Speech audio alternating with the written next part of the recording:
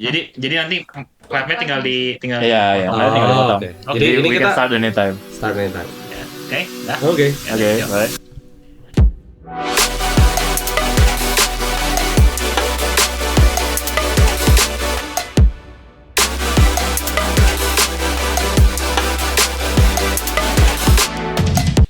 Hey guys, welcome to Cool Down, the podcast that helps you unwind after a long day. Join us as we discuss the world's most intriguing topics from the perspective of us three noobs. Mantap. Jadi guys, kita mau kenalin diri dulu sendiri-sendiri satu-satu. Saya Herbert, ini temen gua Kevin, Ya, halo. temen gua Alex. Halo. Di episode yang pertama ini kita mau perkenalkan diri lebih dalam lagi secara personil. Masing-masing dulu. Oke. Ya kan? Gue dulu. Ya, Alex dulu. Kenapa gue dulu? Dulu aja. Podcastnya juga with Alex Herbert kan? Aduh, Alex alphabetical. dulu. Gue dari SD selalu pertama, bro. Ya nggak apa-apa. Doesn't feel nice. Ya, jadi apa nih nama? Ya Nama. Nama, Aduh. umur, Terus, ulang tahun, iya. kerjaan. Ya boleh. Terserah lu. Nama Alex, umur 26. Hobi paling atau apa? Ya, Boleh, Hobi, Eh. ya hobi main game, Oke. online games. Tapi kita semua tahu. Pekerjaan di bidang apa? Kerjaan gua di bidang retail. Oke. Ya. Gua Herbert, umur gua 27 tahun. Pekerjaan gua di bidang konstruksi. Hobi gua main game, baca komik. Ya, seperti orang-orang biasanya lah. Mantap. Oke, nama gue Kevin. Umur 23. Hobi juga main game. Sama, kita bertiga semua main game di sini kan. Makanya namanya cooldown. Namanya Cooldown, benar. Nah, pekerjaan gue di bidang IT. Yang paling pinter guys. Paling Nggak pinter, gitu. paling muda. Tapi nggak single, sorry. Waduh, gak boleh. Siap. Tujuan kita bikin podcast ini tuh sebenarnya buat ngobrolin topik-topik yang lagi happening, biar kita bisa share perspektif kita. Tapi disclaimer, ini eh, bukan konten edukasi, bukan konten yang mengajari kalian untuk jadi a certain way. Ini hanya dari perspektif kita masing-masing aja. Benar. Jadi di sini kita mau bahas yang asik-asik menurut kita gitu kan. Iya. Jadi Not financial advice. Not financial benar gitu. advice. Jadi kita mau disclaimer lah intinya kan. Gitu. Dan ya nggak tahu, kita sebenarnya ya maksudnya melalui perspektif kita aja gitu kan ya, bukannya kita kayak dari akreditasi Ya, yang mantap-mantap gitu, cuman ya Kita kita nggak punya kredibilitas apa-apa pokoknya. betul. Jadi kita juga bertiga bekerja di bidang yang berbeda ya, gitu kan. ya jadi sharing perspektif ya. Intinya jadi lemesin aja. Ya, buat pertama nih yang lagi happening banget di dunia perinternetan soal Twitter.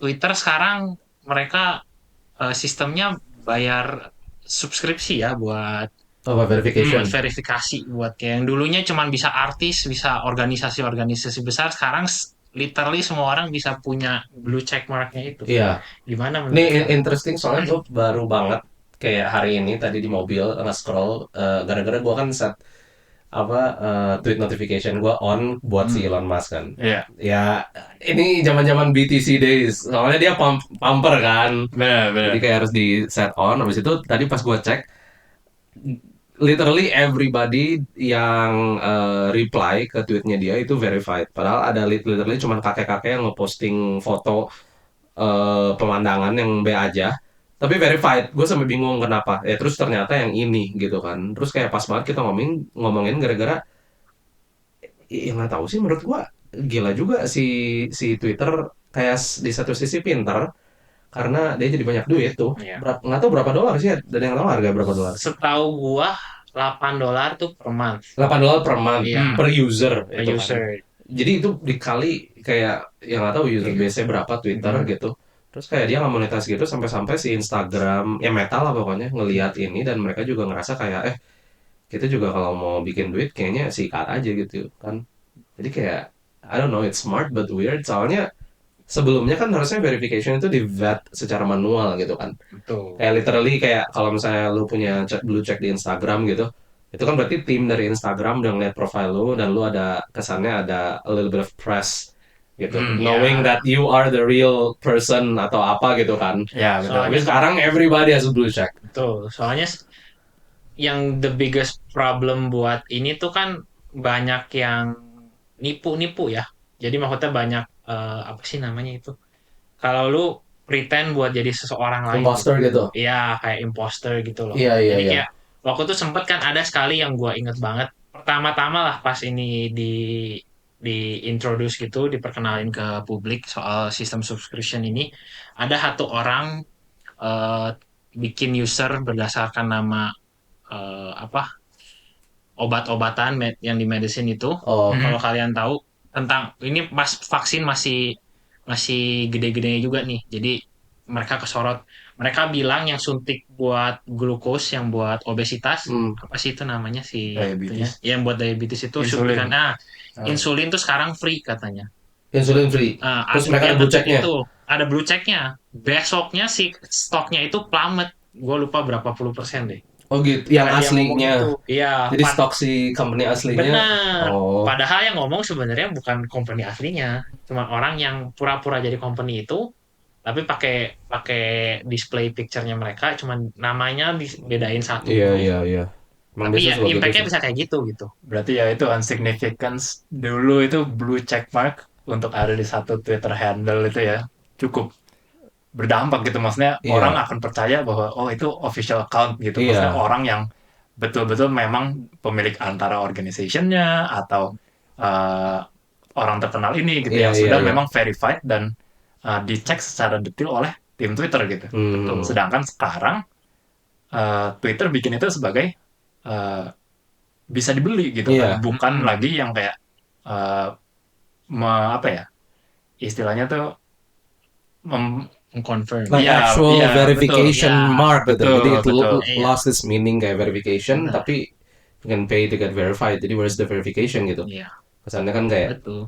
iya Betul, sih. betul. I mean sekarang concernnya jadinya gimana caranya kita untuk verify apakah user account Twitter ini beneran orang itu atau bukan gitu kan. Iya, betul. Iya. Karena Betul. terlalu gampang untuk orang punya blue check mark ini gitu. Oh. Nah, itunya kurang tahu sih apa dari kalian berdua ada yang tahu gimana cara mereka verify gitu atau Nggak tahu sih gua. Sebenarnya kalau verifikasi, kalau gue lihat ya, maksudnya memang sekarang beberapa organisasi yang dulunya verified dapat yang golden check mark itu. betul. Golden check mark itu apa tuh berarti? Gua nggak tahu ada Itu golden check kayak mark. golden check mark itu kayak certain organization yang misalkan yang gue tahu gue follow OG Esports. Oke. Mereka OG. dapat itu tulisannya kalau lu pencet kalau Twitter Blue kan lu pencet oh this person have paid for the subscription. Mhm. Nah, kalau si golden check marknya itu lo pencet, mereka ngasih tahu kalau mereka itu organization yang maksudnya udah diverifikasi gitu. Itu mereka organisasi beneran lah. Jadi mungkin untuk satu organization itu agak lebih susah buat dapetin imposter gitu. Nah, kalau Oh. perorangan mah gampang. Ya, Berarti si Twitter berarti gitu. ini mah sama aja, cuman kayak mereka nambahin satu layer of verification ya kan. Ya. Soalnya kalau ya ini mah asumsi gue sih, cuman kalau yang golden berarti harus ada kayak ya company documents yang disubmit ke Twitter buat. Betul. Ya berarti ini mah basically kayak a bit of a troll aja, like everybody wants the blue check mark, terus kayak I mean Elon basically gives it for $8 a month gitu kan. Ya, betul. Tapi if you want to be verified, tetap harus ada. Tetap. Ya sebenarnya kayak terus ada lagi yang ada namanya badge, kayak ada badge-nya gitu. Kalau misalkan lu kayak President of United States tuh kalau nggak salah ada ikonnya lagi sebelah checknya lagi gitu. Jadi Jadi- kalau lu pencet ini ada tulisannya oh President of United States gitu. Oh itu juga verification. Itu juga Oh. verifikasi langsung dari si ininya kali ya, dari si Twitternya gitu. Jadi Oh, udah terus- bukan lagi blue check mark aja gitu ya. Iya. Tapi selain dari blue check mark itu, sekarang udah ada badge itu untuk verifikasi orang Iya, lain tapi gitu kan. iya betul. Ya kalau misalkan kita lagi lihat di laptopnya Kok tapi Mereka juga bisa lihat. si Elon punya siapa sih Joe Biden punya kok iya. warnanya abu ya? Oh itu ya. Nah itu Presidennya kalau ada di- kok, ya, Enggak, kalau yang ya mungkin juga, tapi gue masih kurang paham sih ikon-ikonnya apa. Cuman maksudnya beberapa ikon terkenal di dunia tuh dapat dapat check mark tersendiri lah kesannya gitu. Hmm, Ya mungkin yang paling menarik, penting ya gitu menarik, mungkin. menarik. Tuh, kalau misalkan kalau kita Apa lihat nih, katanya kita tuh? lagi lihat this account is a verified because it is a government. Hmm, Ini kan abu nih kalau kita lihat gitu. Nah, kalau si Elon Musk sendiri yang CEO-nya sekarang, dia punya badge Twitter. yang Ada langsung nge-link ke langsung, profile Twitter. iya, langsung ke Twitter. Nggak tahu kenapa dah. Tapi kalau di HP Iya. kayaknya lebih lebih lebih interaktif deh. Ya, jadi gitulah maksudnya. Tapi Mereka ada penambahan layernya. how do we feel kayak about this type of thing?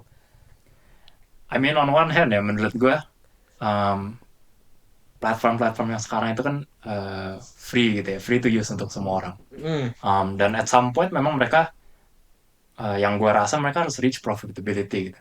Maksudnya gimana nih platform ini generating income gitu kan untuk ya Twitternya sendiri survive. Banyak kali ini jatuhnya jadi ads. Makanya Hmm. kalau kita betul. lihat platform itu banyak ads, kita Hmm. lihat Ya, banyak ads, itu salah satu cara untuk mereka fund gitu kan, untuk mereka keep the platform running. Hmm. ya, Nah, tapi sekarang dengan adanya subscription ini, ya mungkin mereka going for more gitu. Maksudnya nggak cuma revenue lagi dari ads, gitu, nggak cuma narik duit dari ads, tapi mungkin nggak tahu dari sisi mereka ya mereka lagi cari gimana caranya kita bisa make more money atau misalnya ada apa ya reasoning lain di belakang itu kan kita nggak tahu ya. Cuma menurut gue ini salah satu step yang Twitter take untuk um, mereka bisa make more money gitu. Hmm. Mungkin itu untuk people yang udah invest di Twitter gitu atau ya stakeholder lah intinya. Nah, menurut lu ya, gimana tuh? Ya menurut gue ya it's a move yang susah dibilang ini benar atau salah gitu. Kalau lu sendiri pribadi ngerasa kayak oke nggak? Kalau gue ngerasa ini adalah kan percobaan ya. Maksudnya it's the first of its kind di mana kita bisa beli yang dulu supposedly itu verification gitu untuk orang terkenal, sekarang itu bisa di subscribe gitu kan, maksudnya it's a subscription dan kita bisa beli. Dan bahkan yang tadi lu sempat bilang Meta pun udah lagi ngelihat gitu. Nah menurut gue ya we still don't know apakah ini akan jadi a good step atau bad step untuk Twitter, tapi dari yang kita lihat orang yang pakai Twitter Blue ini udah cukup banyak gitu. Nggak Iya. nggak ya, nggak sedikit orang yang udah pakai. Jadi menurut gue we'll have to see.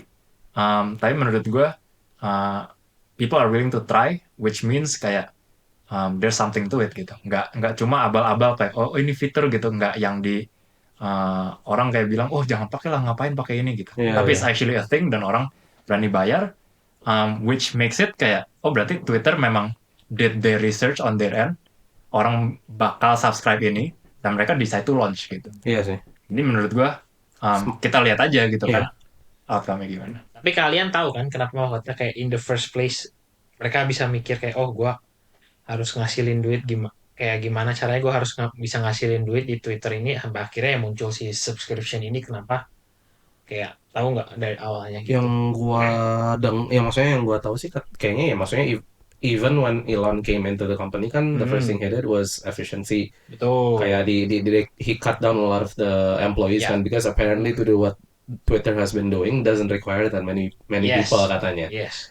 Jadi ya gua nggak tahu cuman assumingly dari itu ya maksudnya the company financially is not doing that great mungkin Betul. gitu. Betul banget. Terus semenjak si Elon masuk itu kan gara-gara itu kan Twitter juga jadi banyak kontroversi kan. Banyak yang ngajuin somasi ngesu si Elon kayak dari yang pekerja yang tadinya di Twitter udah tinggi jabatannya tiba-tiba di-cut, mereka banyak yang nggak suka dong. Maksudnya ya memang benar maksudnya kayak sosial media yang seperti Twitter udah proven nggak butuh banyak nggak butuh orang-orang sebanyak itu untuk running gitu.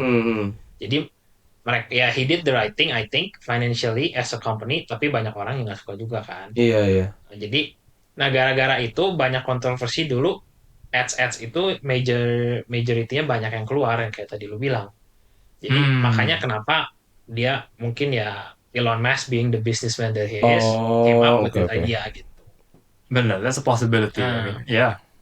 Kayak waktu itu yang gue tahu Audi sama apa ya yang keluar yang tadinya nge-ads di sini tapi keluar gitu gara-gara pergantian CEO ini gitu.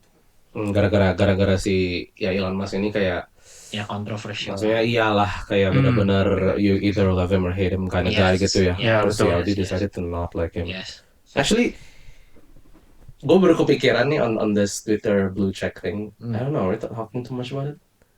Ya. Gue baru kepikiran nih kayak Apa sih? gue denger dari siapa ya, gue lupa, kayak si Gary Vee atau apa gitu. Ini tuh during pas lagi panas-panasnya NFT, kalian inget gak? Ya, Iya kan? Ya. Jadi kayak, ya maksudnya kayak basically kan the narrative tuh ada orang yang kayak suka banget sama NFT, ada yang enggak gitu kan. Kesannya ngapain lu bayar buat gambar Ya. gitu Ya, kan. betul. Terus dia bilang kayak, ngapain lu bayar buat gambar? Lu lihat Instagram sama Twitter, people pay for that blue check.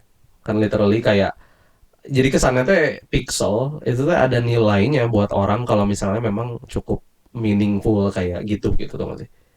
Like the blue check is like literally waktu lu bayar the $8, all they did was add the blue check pixel gitu kan, next to your name. Jadi kesannya waktu itu ya, gue mikir interesting aja, gila beneran kejadian gitu, kayak ada argument against, bukan against malah for NFTs kayak digital collectibles gitu yang kayak orang tuh willing to pay loh cuman buat dapet atau bisa ngasih lihat ke orang lain sesuatu yang sifatnya pixel kayak digital gitu. It's just a food for thought aja gitu. Ya, I think ini gue lagi lihat sih benefitnya kalau misalnya kita subscribe ke Twitter Blue gitu kan. In addition to blue check mark itu yang tadi centang biru itu, feature-featurenya ada juga, kita bisa edit tweet, kita bakal see half the amount of ads, bisa longer tweets gitu. Terus ada text formatting, bookmark folders, dan kalau gue lihat sih sebenarnya lumayan ya kalau misalnya memang orang ini cukup aktif di Twitter. Iya benar-benar. Jadi dia pakainya tuh lumayan, misalnya nggak cuma untuk personal tweet kadang ini kadang itu, tapi dia beneran constantly tweet. Mungkin make sense sih, maksudnya untuk fitur-fiturnya gitu, not just the check mark. Gua kira cuma check mark doang loh. Nah ini sih gue juga baru cek ya. Bisa nge-tweet, edit tweet itu salah satu long awaited ini loh feature yang people. Emang sebelumnya nggak pernah gitu? Nggak bisa sebelumnya, people had to Nggak delete. bisa, betul. Iya. Jadi kalau ada biasa kan ada mistake gitu kan, and people capture the tweet. Jadi kayak even ada kayak apa sih website buat archive orang yang pernah salah nge-tweet, jadi kayak bisa dilihat. Oh iya, I mean, Itu banyak yang buat cancel. Iya. They use that website. It's just 30 minutes sih. I mean dalam rangka waktu 30 menit bisa diubah gitu. Oke. Ada jangka waktu. Iya, gitu sih. Noise. I see. I don't know, tapi personally kayaknya gue nggak akan. I mean, first of all, gue sendiri nggak terlalu pakai Twitter. Oh iya. Ya kan, kayak nggak tahu sih kalian. Ya benar-benar. Tapi di Indo kayak nggak tahu sih. Gua pakai Twitter literally cuma nge-follow orang kayak for my daily dose of news kayak Kompas, CNBC. Tapi kenapa ya itu aja sih orang Indo tuh kayak nggak tahu orang Indo atau cuman circle gue juga doang. Kayak jarang yang pakai Twitter. Iya, benar. Mungkin di circle kita ya. Tapi kayak kalau misalnya ya kita lihat aja banyak famous users yang memang using Twitter gitu untuk posting text gitu kan. Misalnya Instagram equivalentnya untuk just text. Misalnya mereka comment on a certain issue atau apa di Twitter. Cuma mungkin memang kalau untuk kita lebih jarang aja gitu. Iya, kita mah nggak ada yang sering. Gimana? Nah, makanya guys follow di Instagram. Udah nggak tahu sih udah bikin atau belum. Nanti by the end of this episode harusnya udah ada. Udah ada lah harusnya. Udah ada 3 follower minimal.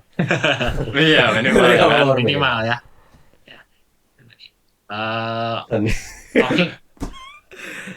Talking about masih di sama topik Elon Musk ya. Ada yang mau ngobrolin tentang ini SpaceX Starship launch ya perusahaan. Ya jadi gimana Ken? Gua jujur. Gimana tuh? Gua jujur nggak terlalu paham soal SpaceX ini. Gue yang tahu dia startup yang punya tujuan mau bring interstellar apa sih namanya? Ya interstellar shit. Whatever you call it. Jadi dari sepengetahuan gue sih goalnya SpaceX tuh memang mau kirim manusia ke luar bumi gitu. Iya, jadi terrestrial ya istilahnya atau mereka pengen bikin manusia interplanetary species, jadi interplanetary ya. lebih daripada satu planet kesannya gitu, atau Benar. multiplanetary lah gitu. Benar-benar. Dan kemarin tuh mereka bukan kemarin ya, maksudnya beberapa minggu yang lalu. Baru ngobrol loh ya. Iya, baru ngobrol. Mereka launch satu spaceship. Spaceship ini namanya ya Starship gitu. Starship ini launch. Si Starship ini meledak gitu. Dia explode. Which brings up question, maksudnya orang jadi mempertanyakan, oh ini kok kelihatannya kayak gagal gitu si launch ini. Sedangkan ketika kita lihat kayak statement yang dibuat dari SpaceX dan ketika orang-orang dari SpaceX ini ditanya gitu, apakah ini beneran fail atau gimana sih gitu? Kalau meledak tuh gimana? Nah, ternyata dari mereka menjelaskan bahwa Starship launch ini walaupun meledak, menurut mereka ini successful gitu. Successful karena yang satu the Starship actually bisa lift off gitu dari platform. Yang kedua itu udah melewati state atau kayak waktu namanya max Q. Nah max Q ini itu adalah titik di mana si Starship ini akan mengalami tekanan yang paling kuat gitu. Oh, tapi udah berhasil melewati. Udah berhasil melewati. Oh, jadi meledaknya setelah itu. Meledaknya setelah itu. Nah, jadi ini banyak news yang bilang bahwa wah ini fail, ini meledak gitu kayak SpaceX tuh kurang ini, kurang itu, akhirnya si Starship ini meledak. Tapi kalau kita lihat sisi positifnya, sebenarnya dari ledakan ini mereka bisa belajar banyak banget dari launch ini. Walaupun Starshipnya sendiri meledak, mereka udah bisa gather data, which is yang paling penting itu data itu penting, yang digunakan untuk iterasi selanjutnya gitu. The next Starship mereka bisa belajar dari ledakan ini, mereka bisa belajar data-data yang diambil ketika dia melewati max Q itu, gitu kan, setelah lift off juga, dan hopefully ya kita bisa maju terus gitu. SpaceX bisa terus develop dan at some point ya jadi itu kejadian ya. Iya betul. Kalau kayak kita mikirnya gimana, kayak maksudnya do we support humans becoming multiplanetary? Ya kenapa enggak? Maksudnya kayak kita udah ya bisa dibilang udah menjelajahi sebagian besar daratan di dunia lah ya. Kan kalau lautan mah beda cerita. Cuman kalau daratan kan dengan adanya airplane terus adanya ya pokoknya banyak transportasi itu kan kita udah bisa nge-explore sebagian besar daratan di dunia lah. Ya kenapa kita nggak melanjutkan itu? Kalau menurut gue ya. Maksudnya you have to start from somewhere in order to innovate, in order to invent something new kan. Ya jadi menurut gue sih itu sesuatu yang bagus banget. Kalau menurut lo gimana? Nggak tahu, gue tuh masih kayak kadang-kadang ya maksudnya ya denger lah cerita, tapi kalau we actually think about it, like kind of mind blowing aja that this kayak maksudnya they are trying to get humans to another planet gitu, dan bahkan si Elon juga claiming maybe in this lifetime, maksudnya ya, at least kayak first contactnya walaupun it's not habitable atau apa, tapi kemungkinan maybe in our lifetime gitu kan. Iya. Gila aja gitu. Kayaknya untuk sampai bisa kita tinggal di planet lain itu masih a long way to go. Belum tentu planetnya habitable gitu udah nyampe. Tapi I think this is one of the kayak milestones gitu ya. Maksudnya kalau misalnya si Starship ini udah bisa sampai gitu kan, ya let's say Mars gitu. I think they're doing it on the moon first, nggak sih? I'm not sure actually. Tapi ya let's say Mars gitu. Belum tentu habitable gitu tempatnya, might not be water, harus ada terraforming atau apa. Ya benar-benar. Tapi seenggaknya udah ada inisiatif buat kesananya gitu. Iya. Seenggaknya kan. Gila aja ya kayak this guy that we're talking about tuh sama yang sebelumnya tentang Twitter. Ya benar. Like that's the same gitu. Yang satu kayak tentang verifikasi tentang satu tentang interplanetary stuff, bro. Kita kayak Elon Musk fan club. Tapi emang gue mah enggak ya, gue maksudnya bukan yang fanboy yang kayak orang-orang yang sampai ngikutin dia kayak cult gitu kan, banyak ya yang Iya, banyak ngikutin banyak. dia bener-bener Kayak gua kan. cult gitu. Enggak. Gua nggak tahu. Gua nggak tahu. Enggak. Cuman maksudnya yang gue mau tekanin lagi, kayak yang tadi Kevin bilang kan banyak yang against the idea of interplanetary itu tuh, apa roketnya dicaci maki lah. Cuman maksudnya ya dulu kok yang setahu gua Wright Brothers, tahu kan Wright Iya, Brothers Airplane, yang right? airplane, dia juga kan pertama-tama diketawain semua Iya, sampai akhirnya sekarang bisa sampai sekarang.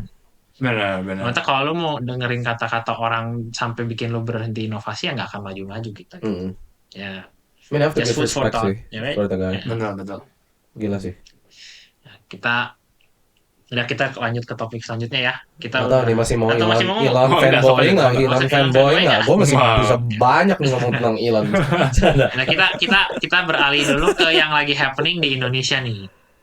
Kemarin yang lagi ribut, yang lagi Oh, ini ya. keluar kan Gua denger sih. soal penemuan zat pemicu kanker di Indomie yang ada di Taiwan. Menurut Oke. kalian itu gimana tuh? Mungkin dijelasin dulu tuh, gimana tuh? Nah iya, coba tolong. Apa Kayaknya tuh, soalnya saya Ini- kurang paham. Jadi gini, di Taiwan kan Indomie memang ini kalau kita boleh ngomong instant noodle yang udah mendunia lah. Ya, Semua benar. orang tahu, sampai di US pun ada, di supermarket manapun ada. Nah, kebetulan kemarin di Taiwan eh, si BPOM-nya Taiwan lah nemuin kalau mereka itu ada zat kanker di zat pemicu kanker di Indomie rasa apa ya, yang kari ayam atau rasa Ayam ayam spesial bawang kayaknya deh. ya Ya. itu ya. Heeh. Pokoknya salah satu lah, sampai akhirnya ditarik. Terus tadi gue baca lagi kayaknya Malaysia juga ikut-ikutan gitu. Ikut-ikutan ngomong bahwa kayak gitu. Ya, jadi mereka mau narik juga. Nah, maksud gue mau bawa topik ini kan memang kita semua udah tahu lah ya, yang maksudnya kalau udah sering denger lah, kalau banyak-banyak makan mie goreng, mie kuah, nantinya bakal sakit, bakal apa, itu kan kata orang Instan tua. ya, Ya, mie instan. instan maksudnya itu mah memang yang udah diproses secara gimana di pabrik, yang pasti ada zat-zat yang nggak sehat gitu kan. Itu mah udah pasti. Cuman kenapa baru diramein sekarang? Banyak yang bilang ini akal-akalannya Taiwan biar industri mie-nya mereka tuh, mie instannya mereka tuh juga maju, nggak kalah sama yang produk luar. Kalau menurut kalian gimana? Alex dulu kali ya. Kevin dulu kayaknya. yang siapa yang sering makan Indomie? Waduh. Gua sebenarnya sih, Oh iya, ya silakan. makanya gua yang Gua berikan topik. Sponsor. ya Indomie if you watch. Jadi kalau dari pandangan gue ya, Asik. bener dong. Menurut pandangan Kan saya. disclaimer dulu. Ya, dulu biar gak disalah-salahin nanti. Kalau yang gue lihat ya, maksudnya yang pertama harus dibuktiin dulu dong. Kayak maksudnya beneran ada atau enggak. Ya. Dan gue nggak tahu sih ini beneran udah dibuktiin atau belum gitu ya sama both pihak Taiwannya dan pihak Indonesianya juga gitu kan. Pembuktian untuk apakah beneran zat ini tuh ada. Dan yang kedua ya harus dipertanyakan juga gitu, maksudnya zat ini apakah beneran berbahaya atau gimana gitu, maksudnya gimana caranya produk ini bisa lolos BPOM juga gitu kan, maksudnya apakah produk ini berarti yang di Taiwan adalah berbeda gitu kan, apakah Indomie yang di Taiwan berbeda dengan Indomie yang di Indonesia,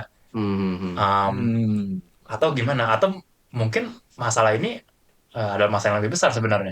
Mungkin. Zat ini Gitu. ada. Cari Dan- tahu di episode berikutnya. Iya. Kayak misteri. Yang seru kan di situ justru sebenarnya. Ya gitu kan. Jadi maksudnya balik lagi dong. Bagaimana?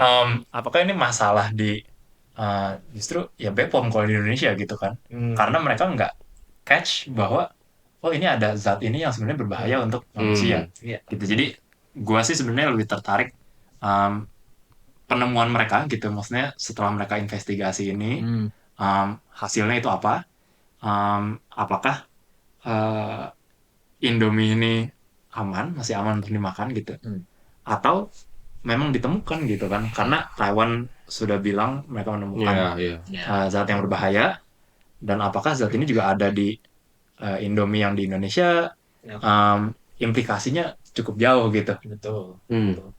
Tapi ya kan kita juga biasa suka ngomong nggak sih Indomie, maksudnya bukan kita lah, kayak kita juga suka denger Indomie yang di Amerika sama yang di Indo beda. Betul. Benar. Yang Singapura gitu kan. Memang beda sih. Memang beda dan iya Dari mana? ini Bro Herbie ini memang sudah Enggak. tinggal di Amerika jadi lu tahu kan gua nggak pernah nyobain Oh, gua di juga Amerika. nggak pernah sih. Pernah Nggak kesana. pernah kesana. Gua sih Dan nggak pernah makan Indomie di kesana. sana Indomie kan. di sana pernah Nah, nyobain. menurut Cuma lu itu penasaran. nggak enak kan? Memang Bukan, nggak enak. iya, Lebih beda lah. hambar loh. Nah, lebih hambar. Oh, Nah, oke. yang ngejawab yang pertanyaan lu tadi, kayak maksud gua kayak iya. Oke, pertama nih kita tahu bahwa Indomie nggak semuanya sama ya kan. Ya. Oke. Ya, jadi di Taiwan ada kemungkinan besar beda sama yang di Indonesia. Oke. Ya. Yang kedua, kalau gua secara pribadi lebih percaya sama menteri, ya maksudnya badan Bepom pengecekannya lah, ya. Taiwan. Oh, Taiwan, daripada di oke. Indonesia. Oke. Gitu, karena gua sempet kan studi di sana. Mereka sebenarnya maksudnya menurut gua lah standar makanannya oke lah. Oke. Kayak kebersihan dan lain-lainnya. Ini bener-bener gua orangnya nggak sampai gua ngecek Bepomnya Taiwan apa gitu enggak. Tapi menurut gua mereka as a nation kayak lebih iya loh ini tuh sebenarnya nggak baik buat kalian. Yatil dapat email dari BPOM Iya, Indonesia. siap-siap aja sih. Siap loh. Cuman ya balik lagi sih kayak it's hard to say gitu kayak aduh Ya. susah banget ngomong padahal kan si Indofood udah ngomong kan bahwa Iya, klarifikasi ini tidak gitu. Tuh. Maksudnya mereka udah ngikutin BPOM dan standar ekspor Betul, impor dari Indofoodnya sudah bicara seperti itu. Iya, balik lagi ini sih spekulasi kita aja kan. Iya. Nggak ada Betul. yang faktual Siap. gitu kan, jangan diambil sebagai Betul. Bagus kan, faktual bagus. gitu. Nah, Kan bahaya kan. Tiba-tiba dipanggil nanti. Bahaya. Nanti Bener. beribu-ribu orang yang dengar podcast ini Iya. bisa Indomie semua. misinformasi. Ini Indomie semua nih. Nanti sponsornya nggak ini. Oh iya kita kan udah sponsor Indomie. Iya. Habis ini gas lah Indomie. Pertanyaan paling penting nih soal Indomie. Kalian bakal berhenti makan Indomie atau enggak? Gua sih sudah pasti tidak. Oke. Iya. Gue juga kayaknya sih enggak. Iya. Sampai berhenti enggak. Mungkin sampai ada keputusan yang benar-benar jelas ya. Maksudnya dari Bepom atau misalnya dari pihak Indofoodnya juga gitu kan. Terkait ya ini tuh gimana gitu. Udah jelas atau enggak. Toh kalau misalnya Bepom merasa ini udah nggak aman lagi untuk masyarakat Indonesia pun pasti ditarik gitu. Nggak mungkin masih beredar si Indomie. Jadi ya Iya, we'll have to see dong. benar, Betul dong. benar. Kemungkinan Observasi yang sangat baik. kecil lah, kecil. Iya, betul sekali. Jadi gitu ya. Tetap makan Bepom Indomie, dan ya, swasta. Tapi ini kan cuma yang rasa ayam spesial aja guys. Jadi masih banyak rasa-rasa yang bener. lainnya. Gue share pribadi ayam bawang sama Indomie yang plain, Indomie, bro. yang goreng. Jadi no cancer. No cancer easy. Sponsor I love Indomie. Ini kalau mau sponsor silakan. Ya. Oke.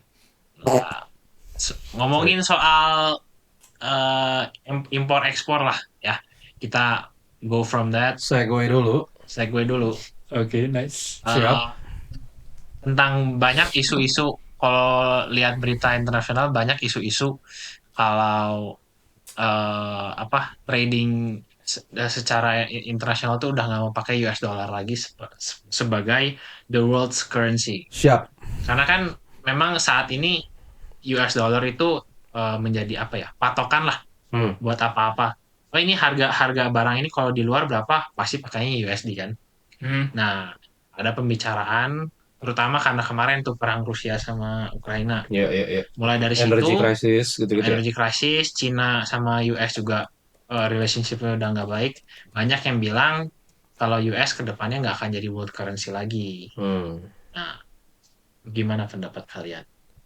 Menurut kalian? Mungkin Bapak Kevin bisa Pak Kevin membahas. dulu. Gitu dong. Tadi kan gue yang Tadi dia dulu. Aduh, Lagi siap. ngomong Kevin Ya, dulu. coba peserta Gimana pemirsa sih? dulu pemirsa.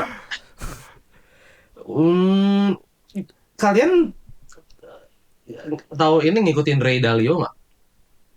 Gua enggak sih. Ray Dalio salah satu kayak billionaire lah, Oke. ya investor, Dari mana? hedge fund manager American. Oh, Dia maksudnya banyak orang dengar dia untuk opini-opini tentang macroeconomics lah gitu. Ya. Gua juga suka dengar, tapi nggak religiously. Ada this one book yang terkenal banget, bestseller, namanya The Changing World Order by Ray Dalio gitu. Jadi di mana dia, ya maksudnya karena topiknya ini, jadi dia tuh ngupas gimana ya world reserve currency kan itu nggak selalu dolar kan. Dulunya sempat pound sterling, dulunya lagi sempat Emas ya. yang lain. Emas mah kayaknya lebih ke Emas bukan bukan currency currency. tapi lebih ke Oh iya benar. nge-peg currency. Ngepek.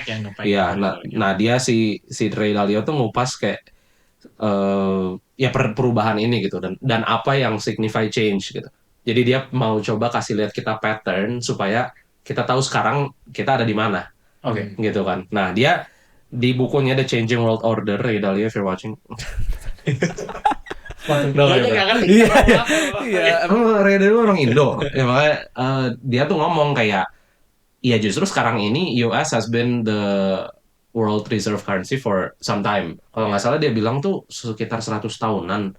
Itu the spot where you start to see change lah gitu. Oke. Kayak changing to the next one whatever it is gitu. Oke.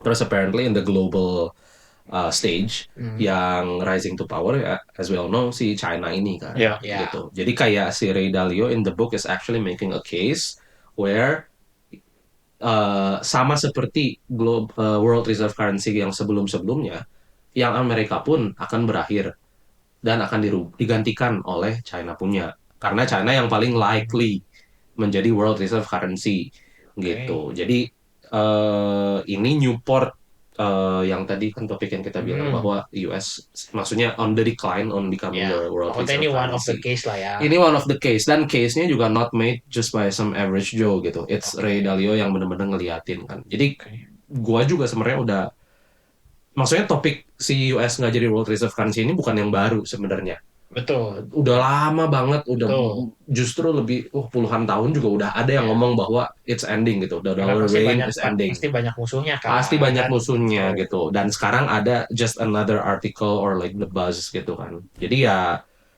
gua pribadi sih percaya bahwa ya ya memang pasti ada beresnya lah. Cuman kayaknya si US ini salah satu yang paling kuat di antara yang sebelumnya gitu.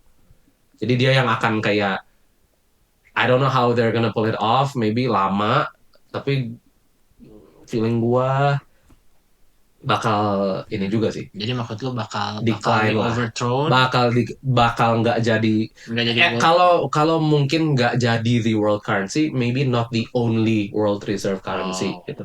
Because you can have more than one. Can you? You can have more than one world reserve currency gitu. Okay. If the two are big enough. Oh, okay. Oh, I didn't know that. Uh-uh. Oh, that's That's the whole premise tentang waktu Bitcoin was a proposed solution. Itu salah satu premise juga buat kayak kesannya the problem with the world reserve currency itu ya sekarang mereka trillions of dollars in debt because they're exporting all of the dollars overseas kan. Because everybody wants the dollar gitu kan. Benar. Tapi kayak if that doesn't happen, they're in deep shit gitu kan kesannya gitu. Nah ya makanya mereka juga will try whatever is possible to keep that from happening sih. cryptocurrency is bullshit. Okay. Ya, well, yeah, that's the ini sih memang that's the apa sih narrative lah. Ya, dan mungkin lu bisa touch sedikit juga tentang apa artinya peg gitu dan apa pengaruhnya ke currency-nya gitu. Sebenarnya aduh, Mr. Kevin ini memang the best ini. Nggak tahu. Ya ini sesuai yang gua tahu, gua nggak terlalu tahu sebenarnya, tapi ini sesuai dengan pengetahuan AA yang limited. Jadi kalau nggak salah maksudnya dulunya itu sebelum tahun 71 kalau nggak salah atau 70-an lah, the dollar is actually pegged to gold. Kesannya jadi kayak Jadi ada berapa US dollar ada iya, kesannya there's a certain amount of US dollar yang bakal selalu in sync with a certain amount of gold. Gitu. Kalau nggak salah mereka waktu itu bisa tuker how many dollars for berapa gram of gold, and that's like a standard gitu. Constant. That's like constant gitu. Okay. Jadi kesannya that limits the supply of money kan, because gold is limited gitu. That's why kayak the value of money itu ada. Tapi I think I don't know who took it off the gold standard. I think it was Nixon atau siapa gitu. Gue lupa. He took it off the gold standard, which means the US government tuh the dollar is no longer pegged to gold. Jadi peg itu kesannya tuh kayak apa ya? Kayak mereka tuh harus ya print money-nya harus sesuai Iya, dengan berapa bergabung gold yang gitu. ada gitu Heeh. kan. Si dolar nggak bisa main sendiri karena Iya. dia pay ke berapa Jadi goldnya. misalnya di banknya si US ini cuman ada Iya, betul. berapa ribu dolar worth of gold, ya Betul. yang bisa di print money-nya segitu Iya, gitu kan. sirkulasi dolarnya harus selalu Harus mengikuti ngikutin si sirkulasi gold ya. gold. Dan pada Oke. saat itu US kan punya banyak banget gold. That's why Iya. gold rush happen juga kan US. Makanya kayak ya dolar waktu itu really really good gitu loh. I mean everybody wants a dollar because basically have gold lah. Gitu. Tapi ever since they took it off, ya itu start accumulating debt. Tapi sampai sekarang apparently they're still superpower gitu. Nah, fun With the fact dollar. nih, buat ngikutinnya itu Uh-uh. ya, fun fact. Kemarin semenjak COVID, setelah Uh-huh. COVID kan mereka kan di US itu bener-bener ngerahin seluruh kekuatannya buat ngasih stimulus, Iya stimulus benar check. stimulus. Lu masih di US aja itu? Gue sempet Dapat gak? ada dapet lah. Oh my god. Oh lumayan, woi. Soalnya gue di layoff pas lagi gara-gara COVID. Oh. Itu ceritanya lah, cerita. Cuman fun fact-nya itu 80% of US dollars yang disirkulasi sekarang yang ada, Uh-uh. 80% itu baru di print semenjak COVID kemarin. Itu gue juga dengar. Itu Which is gila. crazy. That's crazy, man. Kayak Itu- 80, berarti maksudnya kalau lu pikir-pikir itu orang-orang yang ngeprint money bisa seenak perutnya, terus mereka Iya. limitasinya tuh apa gitu. Iya. Mungkin ini juga kali bahas dampaknya untuk print money itu apa gitu. Ya, maksudnya. Nah, gimana menurut lu kan? setahu gua, kalau setahu gua dampaknya itu ya itu sekarang lagi di sana lagi inflation kan, inflation Uh-uh. tinggi-tingginya sekarang. Cuman gua masih nggak terlalu ngerti lah kayak apa dampak kayak dampak instannya gitu, dampak yang bener-bener kelihatannya. Cuman setahu gue di sana sekarang ada yang namanya bukan hyperinflation, kayaknya belum sampai deh. Cuman maksudnya lagi inflation banget gitu. Di sana ekonominya tuh lagi nggak jelas. Setahu gue. Jadi kalau bandingin sama Indo, kemarin kan Indo ada yang bilang kan, aduh 2023 bakal jelek banget buat Indo gara-gara Gelap. gelap. Padahal kan sebenarnya kalau kita lihat dari inflation rate di dunia, Indo tuh kayak nggak terlalu mengkhawatirkan lah kesannya. Salah satu yang oke malah ya. Iya betul. Nah kalau di US itu udah lumayan mengkhawatirkan. Tapi kayak yang lu tadi bilang ya, yang gimana? Enggak lah, 80% loh. Iya makanya itu gila loh. Kayak gue sih That's nggak habis like pikir ya. 80% of all the dollar that's ever created kan. Yeah.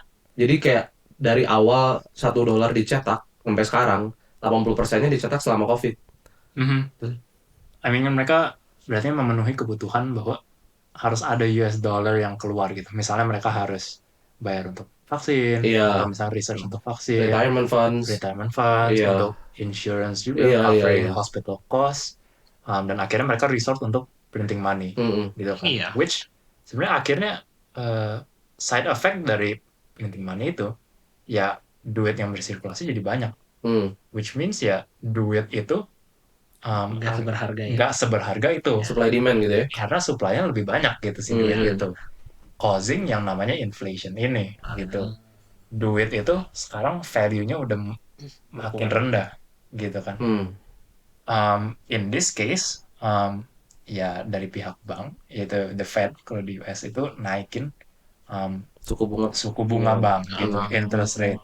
Mereka naikin itu supaya duit yang bersirkulasi mengurang gitu kan. Balik ke banknya lagi gitu. Balik ke banknya lagi, lebih untuk deposito, dan orang duit yang bersirkulasi nurun gitu karena orang mau narik loans juga interest rate-nya lebih tinggi gitu sekarang. Balik lagi pengertian gue ya gitu tentang inflasi. Jadi menurut gue pengertian lo cukup baik sih kan. Itu menurut gue gampang dimengerti lah. Gampang dimengerti. Nah akhirnya jatuh-jatuhnya lagi side effect-nya sekarang kita punya push and pull gitu ya. Dimana duit ini tuh sekarang in a position dimana interest rate ini kelihatannya cukup tinggi yang bisa causing duit yang bersirkulasi terlalu rendah malah. Which mengurangi juga, kan? duit yang beredar di country itu membuat ekonominya memelan gitu. Nah itu yang dipanggil dengan resesi gitu. Ketika kalau nggak salah tuh 2 periode 2 kuartal ya, itu 2 kuartal ekonominya tidak bertumbuh gitu, negatif gitu, dan itu yang disebut resesi. kenapa Indonesia mungkin lebih nggak terdampak dengan case ini, walaupun sebenarnya The Fed naikin dan Bank Indonesia pun mengikuti The Fed gitu. Iya. Kenapa di Indonesia nggak terpengaruh itu? Karena ekonomi Indonesia growing-nya cukup kuat gitu. Masih jalan ya. Masih jalan. Jadi mau interest rate itu dinaikin pun, si suku bunga naik ini pun, resesinya mungkin nggak terlalu berasa di Indonesia gitu. Bisa jadi uh, ekonomi masih bertumbuh tapi pelan aja, nggak secepat yang dulu gitu kan, karena ya duit beredar berkurang, otomatis ekonomi memelan. Ya dampaknya Indonesia ya ekonomi nggak bertumbuh secepat itu. Mungkin gue lagi muter-muter di sini juga. Nggak bertemu. Maksudnya dimengerti lah, bisa dimengerti gitu. Jadi Iya. maksudnya inflation rate atau si tadi apa namanya inflation rate Suku bunga. atau kan itu kan sama suku bunga kan sebenarnya. Tapi maksudnya sama the growth of economy kan Sebenarnya itu yang recession kan. Jadi ya, double recession. negative growth of Jadi GDP. mau yang mana gitu ya. Maksudnya kayak Betul, sasarannya gitu. Ya, jadi post COVID itu kan ekonomi sempat rise cepat banget. Ya. Dan karena dampak rise itu, ya The Fed terpaksa naikin suku bunga. Jadinya itu tadi push and pull of maksudnya ini dinaikin terlalu cepat juga berdampak ekonomi jelek. Nggak dinaikin juga duit yang beredar terlalu banyak gitu kan. Padahal ya itu goldnya mungkin nggak sebanyak itu, terus ya kayak duitnya jadi overvalued gitu, maksudnya dia bakal turun in value karena terlalu banyak beredar. Jadi kayak we should see ekonomi ini bakal kayak gimana gitu kan. Tapi as of this point sebenarnya kita berharap sih Indonesia tetap bertumbuh gitu ya kan ekonominya gitu. Mudah-mudahan Bank Indonesia bisa ngatur diatur aja, diatur. Ekonomi tetap naik gitu kan. Cuman, jadi Indonesia tetap bertumbuh. Yang lu bilang benar, kayak it's a hard job juga. Kalau nggak salah siapa sih yang in charge tuh?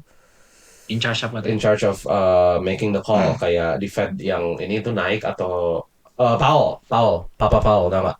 Gue tau yang The Fed aja. Pokoknya gue lupa nama depannya, pokoknya namanya Powell yang harus in charge, kayak oke, kita naik atau enggak, kalau naik iya, kalau turun berapa gitu. It's a hard job for him, soalnya kayak yang lu tadi bilang kayak ini tuh pertama bukan cuman buat si US doang, tapi semua negara ngeliatin si US-nya gitu, tau nggak? Kayak Fed itu kan. Iya, si Fed itu. Jadi kesannya kayak oke, kalau US kayak gini, semua negara kemungkinan besar bakal ngikut. Tapi kan of course every country has different situations juga gitu kan. Betul. Tapi ya yang menarik tadi lu bilang Indonesia maksudnya bertumbuhnya baik, jadi tidak terdampak seburuk itu ke ekonominya gitu kan saat dinaikkan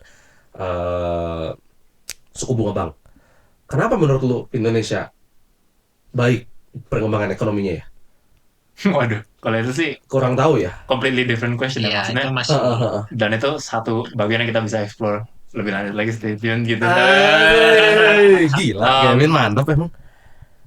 Menurut gue Indonesia tuh salah satu kayaknya GDP-nya ya, maksudnya apa ya, gross development. Iya, kayak perangnya gitu. Maksudnya kebantu juga sebenarnya Indonesia dengan batu bara gitu, karena natural resource kita cukup kuat, kita kan ekspor gitu kan. Dan ekspor ini ya maksudnya cukup membantu ekonomi Indonesia untuk stay strong gitu. Jadi dengan resource yang kita punya, contohnya yaitu batu bara, tambang itu kan, misalnya nickel, oil, dan lain-lain, itu sebenarnya cukup membantu menahan ekonomi Indonesia tuh nggak turun banget. Nah, tapi untuk spesifiknya gimana gue kurang tahu gitu kan, gimana dia tetap stay up. Tapi salah satu yang memang berdampak di ekonomi Indonesia tuh ya ekspor kita gitu, natural resource kita. Betul. Ya, nanti soal ekspor impor Indonesia mah, but it's a whole another gig. Nanti kita bakal bahas di episode lain kalau memang menarik untuk dibahas. Siap. Ya. Alright, ya udah. Buat gila udah 49 menit, hampir 50 menit guys. We made it. First episode. Ya buat sekarang mungkin kita cukup dulu ya. Iya. Yep. Thank you guys udah mau nemenin kita di episode kali ini. Kita tuh setiap berapa ini sekali sih keluar episode? Seminggu sekali. Setiap minggu ya. Setiap minggu Oh, guys. boleh kita Berarti boleh. Oh, iya. hopefully minggu depan berarti. Hopefully minggu depan apa cooldown episode Dua. 2. Nah, ini episode Siap. 1 dulu. Oke. Oke. Ya, segitu dulu ya guys. Kita sign out dulu. Thank you guys.